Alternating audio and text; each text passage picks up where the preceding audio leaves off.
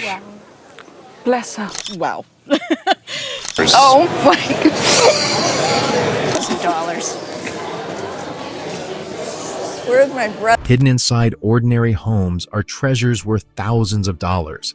Some sit in dusty attics, others are forgotten inside old bank vaults, and many owners have absolutely no idea what they're holding. Today, we're counting down 10 ordinary-looking antiques that turned out to be worth a fortune, including one tiny souvenir that shocked even the expert who examined it. National treasure. Gee, When you walked in with this, I just about died. Congratulations. Shit. Congratulations. I can't believe this. From forgotten family heirlooms to unexpected auction finds, each of these objects comes with an incredible story and an even more unbelievable valuation. Stay until the end, because the final item might be one of the most surprising discoveries ever made on Antiques Roadshow. Number 10 on our list, a vase that survived a war. Kiev before World War II. A family buys a glass vase. Nothing fancy, just pretty. Then the Nazis invade. The vase gets wrapped up with the family's belongings and hidden away. My grandmother bought it, I think 75, maybe 80 years ago, before the Second World War. My mother and my grandmother went to the market, to the food market, just to quickly shop. They spotted this vase and they bought it. I don't know how much they paid. Stayed in the family all this time. It survived the Second World War. My grandfather was fighting at the front, he survived. My mother was stranded with her relatives and she spent years after Nazi occupation. And then when they came back to Kiev in 1945, and on top of it was this vase. No. So it survived all those trials and tribulations. It survives bombs, it survives soldiers, it survives decades of chaos.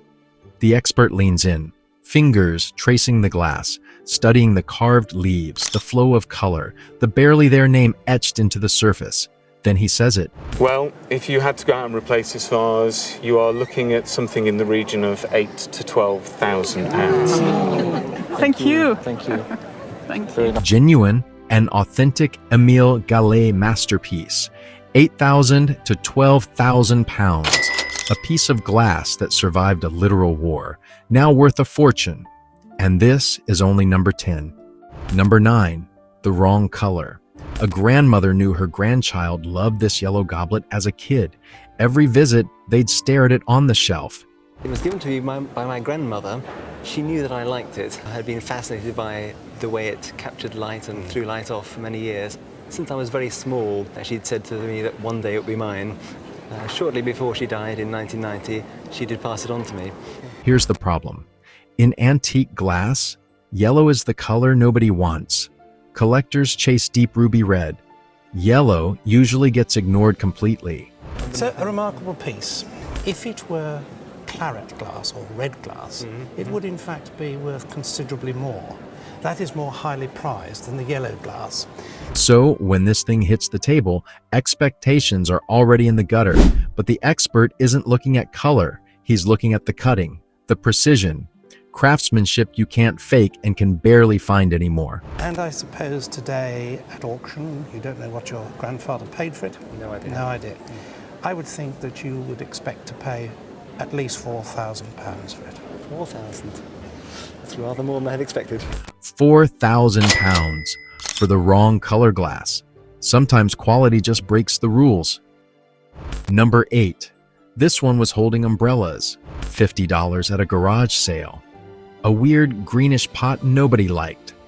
So, what do you do with an ugly pot? You put it by the front door and shove your umbrellas in it. I've had it probably almost 20 years. Really My wife brought it home one day. She bought it from a lady she knew in town. We just used it as an umbrella stand. She didn't really like the color that much, so we just kind of stuck it away. For years, it's covered in this crusty green residue. Looks like grime. Looks like garbage, honestly. Then someone actually looks past the crust, at the shape underneath, the glaze, a maker's mark hiding in plain sight. This is early Van Briggle pottery, rare, the kind collectors hunt for their whole lives. This is a monster. It's a very rare form. It's early enough, and so I was like really tickled to see it. Believe it or not, it's a $10,000 pot. Really? Yeah. Oh, that's wonderful. That's a lot more than we thought. That's $10,000 for an umbrella stand. If you've got something ugly holding your umbrellas right now, maybe go check it. Quick question. If you found something worth $10,000 in your house tomorrow, would you sell it or keep it? Let me know below, because our next discovery is worth even more. Number 7. She just liked how it looked different. One family has a whole collection of Tiffany glass. This piece gets picked to bring in for one reason only. It looked different from the rest. She has no idea what she's actually holding. My great-grandmother, who was a New Yorker, she lived in Dobbs Ferry and then would winter in Manhattan. It was handed down from her to my grandmother and then to me. My mother said to my grandmother, how about giving Tiffany, which is my name, a Tiffany? So this is it's actually a very unusual vase. In fact, I'm not sure I've seen another one like it.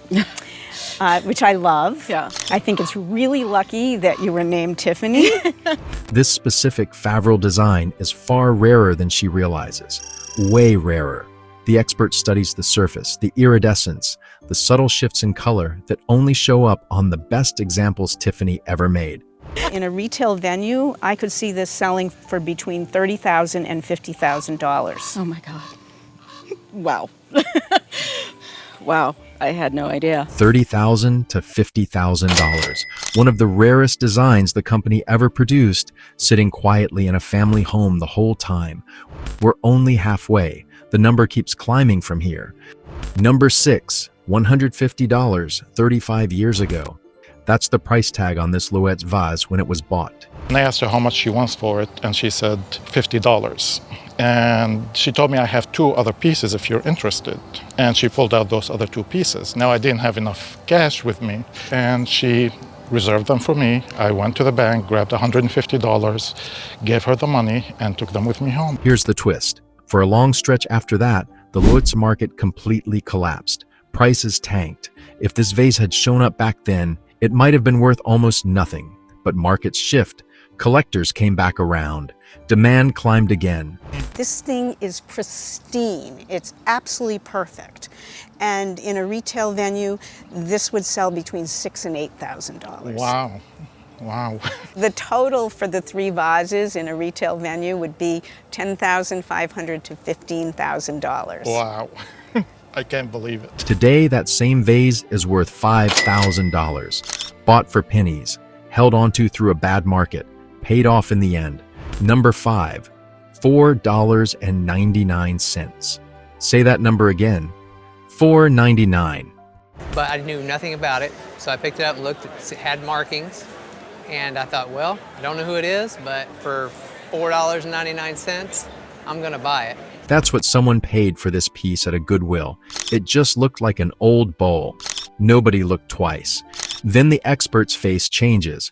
It's such a great example of their work. It's colorful, it's matte painted, it's hand thrown. At auction, it would bring somewhere between $50,000 and $100,000. Can't believe that. $50,000 to $100,000 from a thrift store shelf for under $5. Number 4. She thought it was ugly. This strange Tiffany piece had been in the family for generations. When the owner brought it in, she laughed and said, "When you first came in, what did you tell me when you took it out of the bag?" I said it's ugly. It had been made for the 1893 World's Columbian Exposition in Chicago. She guessed it was worth about $15,000. The real value? If it was sterling, that's what it would be worth. But with all the enameling and everything else, an auction value on this piece in today's market, I would say $50,000 to $100,000. Oh my. Between $50,000 and $100,000. Not bad for something she still thought was ugly. Number 3, a gift she never forgot. Years ago, a collector named Jack Sawyer gave this vase to a close friend before he passed away. She treasured it because she loved Jack, not because she thought it was valuable. At first glance, it looked like an ordinary decorative vase, but the expert noticed something unusual. On the piece, encircling it, there are tails and then a base that covers the entire bottom, and then there are glass tiles inset to look like the eyes of the peacock feathers. It's also marked. It's marked Orion and 272, which is the shape number, and there's another one out there with the same number on the bottom. So I did a little bit of research. It turns out this is a collaboration between a Hungarian Art Nouveau company and a German Art Nouveau company. It wasn't just Zolnay pottery. The elaborate peacock metalwork was made by a German Art Nouveau company that only existed for 3 years. This is a very special thing. On today's market at auction, I would value it between $7,000 and $10,000. That rare collaboration pushed the value to $7,000 to $10,000. The owner smiled and said, "Well, I love Jack, but I didn't know he loved me that much." which story has hit you the hardest so far?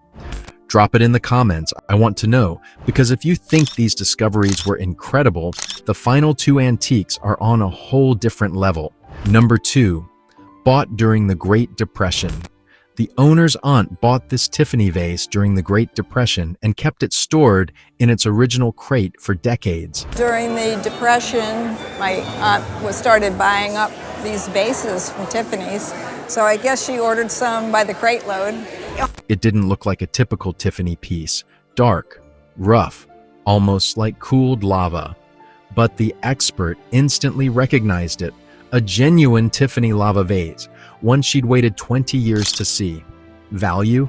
An example like this in a retail shop could sell between $100,000 and $150,000. Where's my brother? $100,000 to $150,000. One of the rarest Tiffany vases ever made. Now, number 1. This vase sat in a family home for years, treated like nothing more than a decorative piece you dust off once in a while and forget about. It looks plain, simple, the kind of ceramic you'd find at any home goods store. Nobody in the family ever imagined it was connected to anyone famous. My husband's aunt died in the autumn, and she left these 3 pots behind. And I know nothing about them, which is why I thought today was ideal. But I know they mattered very much to my husband's aunt. But from where they'd come from, I've no idea, but she did love them. The expert picks it up, turns it slowly, studies the glaze, the shape, a tiny mark stamped into the base. Then he says one word that changes everything. It's an interesting piece.